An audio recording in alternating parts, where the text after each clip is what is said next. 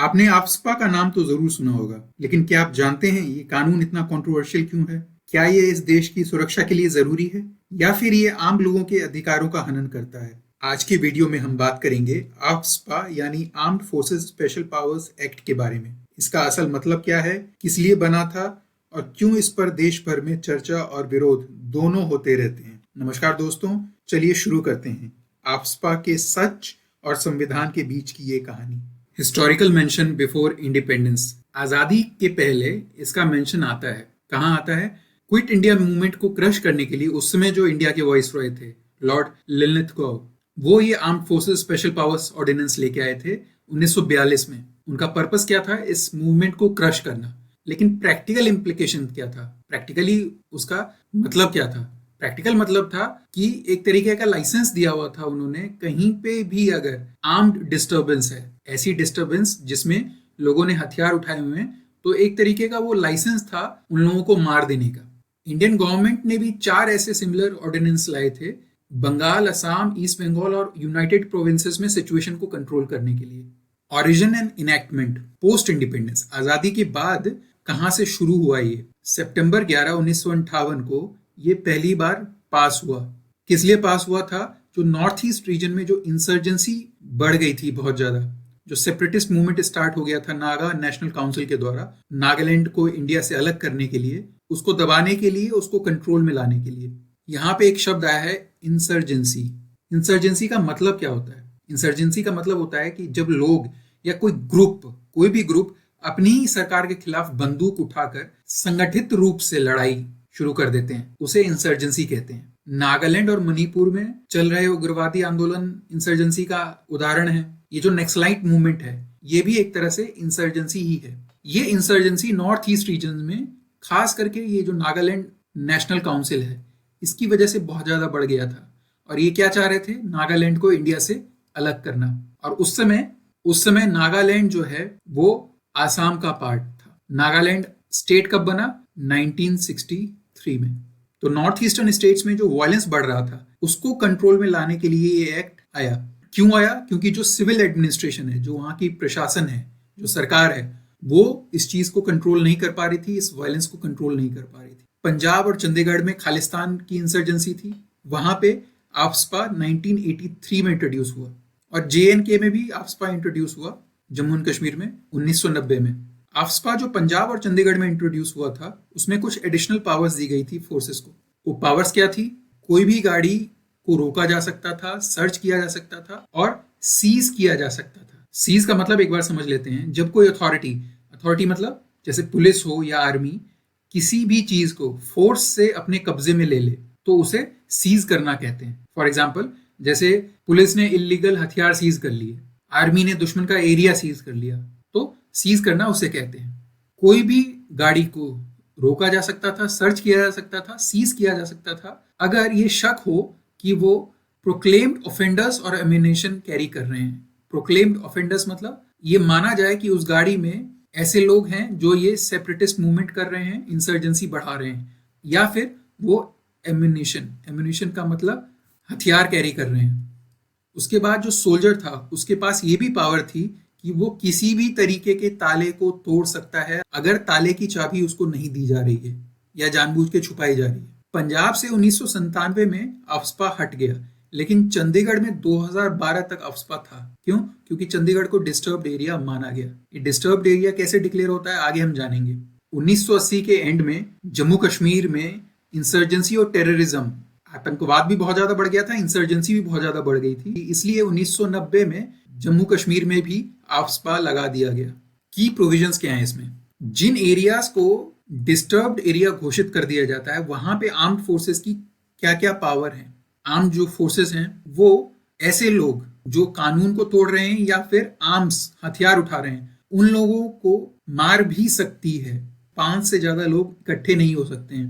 अगर आर्मी को या फोर्सेस को किसी भी इंसान पे शक है, तो विदाउट वारंट, जैसे हमारे शहरों में होता है या हमारे बाकी राज्यों में होता है, जब भी पुलिस अरेस्ट करने आती है, फोर्स अरेस्ट करने आती है, तो एक अरेस्ट वारंट आता है। लेकिन जहां आफ्स्पा लगा हुआ है, वहां पे जिन लोगों पे सिर्फ शक है, अगर आर्मी को शक भी है, तो वो शक की बिना पे उसको अरेस्ट कर सकती हैं बिना किसी वारंट के। बिना किसी वारंट के कोई भी जगह को वो सर्च कर सकते हैं। आमतौर पे बाकी जगहों पे सर्च वारंट लगता है, यहाँ पे बिना वारंट के सर्च भी किया जा सकता है जहां आफ्स्पा लगा हुआ है। अब होता क्या है, ये इम्यूनिटी ऑफर करते हैं ऑफिसर्स को फॉर देयर एक्शंस। ये जो कानून है एक तरीके का ये इनके लिए बचाव है। ये किसी भी तरीके से इनको प्रोसिक्यूट नहीं किया जा सकता, इन पे कोई क्रिमिनल एक्शन नहीं लिया जा सकता है without prior sanctions from the central government. जब तक सेंट्रल गवर्नमेंट का, जो भारत की सरकार है, उसकी परमिशन नहीं आ जाती है, तब तक इनके ऊपर कोई एक्शन नहीं लिया जा सकता है। इनके पास ये पावर है कि ये किसी भी स्ट्रक्चर को डिस्ट्रॉय कर सकते हैं, बर्बाद कर सकते हैं, अगर उन्हें ये लगता है कि ये आतंकवादियों का ठिकाना है या वो ट्रेनिंग कैंप्स की तरह यूज कर रहे हैं, या फिर ये एक ऐसी जगह है जहां से अटैकर्स आने वाले समय में, भविष्य में अटैक लॉन्च कर सकते हैं, तो भी वो एक किसी स्ट्रक्चर को, किसी बिल्डिंग को डिस्ट्रॉय कर सकते हैं। ऐसी पावर उनके पास है। जो सेक्शन 6 है आफ्स्पा का, वो कंप्लीट इम्यूनिटी देता है, कंप्लीट बचाव करता है आर्म्ड फोर्सेस का, जब तक कि सेंट्रल गवर्नमेंट उन्हें ऑर्डर नहीं दे प्रोसिक्यूट करने का, उन पे एक्शन लेने का, जैसा कि मैंने बताया आपको पहले। अब डिस्टर्ब्ड एरिया डिक्लेयर कैसे होता है? एक एरिया डिस्टर्ब्ड है, ये डिक्लेयर कौन कर सकता है? जो स्टेट का गवर्नर है या फिर जो सेंट्रल गवर्नमेंट है, जो राज्यपाल है या जो भारत सरकार है, वो एक एरिया को डिस्टर्ब डिक्लेयर करती है। कब? उस एरिया में जो लॉ एंड ऑर्डर की सिचुएशन है उसे देखते हुए। वो सिचुएशन कैसी हो जाती है जब उसे डिस्टर्ब्ड एरिया घोषित किया जाता है? जब किसी भी एरिया में इंसर्जेंसी या टेररिज्म, इन दोनों में से कोई भी इशू पीक पे आ जाए या बढ़ जाए बहुत ज्यादा, तो उसे डिस्टर्ब्ड एरिया घोषित कर दिया जाता है। ये देखिए सेक्शन 3 जो है आफ्स्पा का, वो डिस्टर्ब्ड एरिया को कैसे डिक्लेयर करता है? Areas are considered disturbed by reasons of differences और disputes between members of different religious, racial, language और regional groups और castes और communities। जब अलग अलग रिलीजन के, भाषा के आधार पे, रीजनल ग्रुप के आधार पे, कास्ट या कम्युनिटी के आधार पे जब डिफरेंसेस या डिस्प्यूट, झगड़े बढ़ जाएं, तो उसको डिस्टर्ब एरिया घोषित कर देना चाहिए। ये आफ्स्पा का सेक्शन 3 बताता है। आफ्स्पा कहाँ कहाँ लगा है? नॉर्थ ईस्टर्न स्टेट्स में, नागालैंड, मणिपुर, आसाम, अरुणाचल प्रदेश के कुछ हिस्से और त्रिपुरा में। त्रिपुरा से 2015 में हटा लिया गया था, मेघालय से 2018 में हटा लिया गया था, और जम्मू कश्मीर से 1990 से लेकर अब तक लगा हुआ है। अब इसके ऊपर कंट्रोवर्सी क्या है, क्रिटिसिज्म क्या है इसका? पहला क्रिटिसिज्म है ह्यूमन राइट्स वॉयलेशन का, जो मानवीय अधिकार हैं उसका उल्लंघन हो रहा है, ऐसा आरोप है। क्या आरोप है? फेक इनकाउंटर्स होते हैं फोर्सेस की तरफ से, टॉर्चर होता है, पावर का मिसयूज होता है।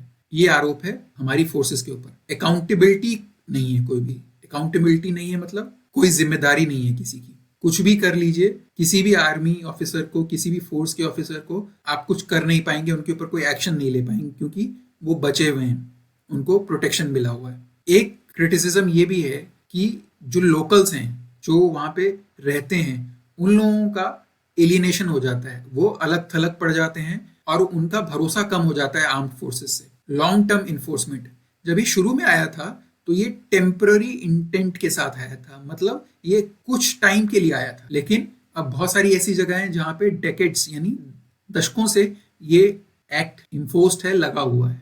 जैसा कि लैक ऑफ अकाउंटेबिलिटी की हमने बात की थी। सेक्शन 6 जो है आफ्स्पा का, gives complete immunity to armed forces until the central government gives orders to prosecute them.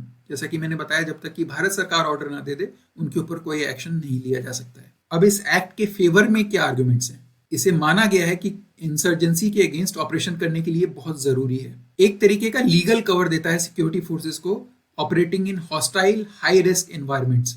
ऐसी जगह पे जो कि हॉस्टाइल है, हो सकता है जहां की लोग फोर्सेस के खिलाफ हों और रिस्क बहुत ज्यादा है। ऐसी जगह पे जब आप ऑपरेशन करते हैं तो चांसेस हैं कि आपको जल्दीबाजी में डिसीजन लेने पड़े, जो कि बाद में प्रोटोकॉल को फॉलो करते हुए ना दिखें। तो ऐसी सिचुएशन में अगर आपके पास लीगल कवर नहीं होगा तो कोई भी आर्म्ड पर्सनल वो किसी भी एक्शन को लेने से डरेगा, वो नहीं लेगा। क्यों? क्योंकि उसको मालूम है कि बाद में चल के उसके ऊपर लीगल एक्शन हो सकता है। तो अगर उसको लीगल कवर है तो वो ऐसे हाई रिस्क और हॉस्टाइल एनवायरनमेंट में भी काम करेगा। जब worst of the worst situation हो, जब सिचुएशन बहुत ज्यादा खराब हो, तब लॉ एंड ऑर्डर मेंटेन करने के लिए बहुत जरूरी है। भारत की जो इंटेग्रिटी और सोवरेनिटी है उसको प्रोटेक्ट करता है ये एक्ट। एक लीगल फ्रेमवर्क देता है हॉस्टाइल एरिया में ऑपरेशंस करने के लिए। इसके ऊपर कुछ कमिटीज भी बनी थी, गवर्नमेंट कमिटीज। कौन सी? एक बीपी जीवन रेड्डी कमेटी थी, 2005 में बनी। उसके क्या रिकमेंडेशंस थे? उन्होंने कहा कि आफ्सपा को आप तुरंत हटाइए विद इमीडिएट इफेक्ट। ये एक बहुत कंट्रोवर्शियल लॉ है। उनका सेकंड रिकमेंडेशन क्या था? Deal terrorism with amended UAPA. उनका क्या कहना था? एक यूएपीए एक कानून है हमारे पास, उसकी फुल फॉर्म क्या है?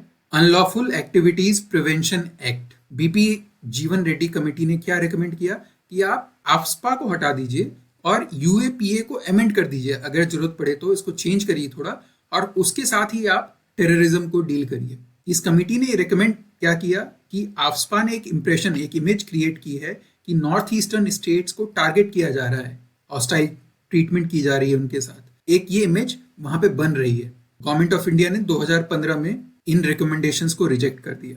संतोष हेगड़े कमेटी 2013 में बनी।